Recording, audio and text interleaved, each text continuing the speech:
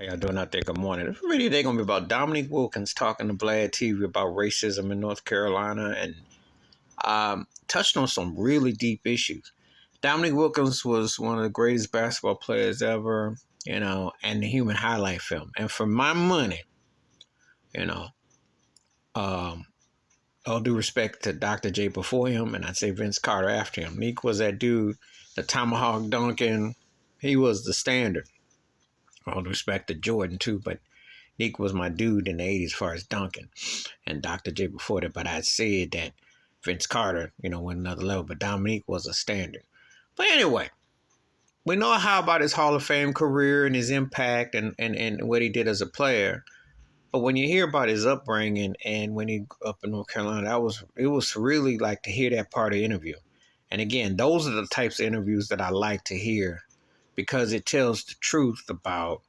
He talked about having spring in him at the age of 12 to dunk, that the gangsters and whatnot, hustlers protected him. And that says a lot. But let me get back to, just talking about what he talked about racism when he was going in on. By him not going to particular college or something, there was a burning cross in his yard. Can you imagine seeing that? Well, this was the late 70s.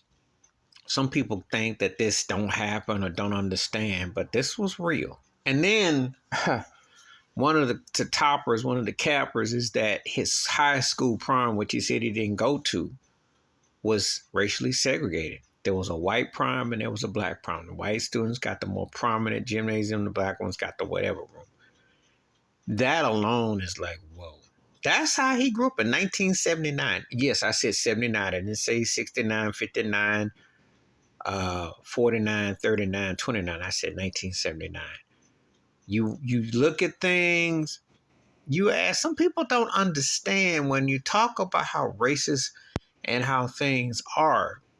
They look at you crazy, like they think that you're like you can't possibly, how you reflect on how life is, But we're talking about situations that are less than 50 years old.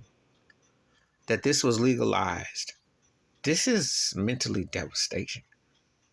This is what a lot of some people grew up with.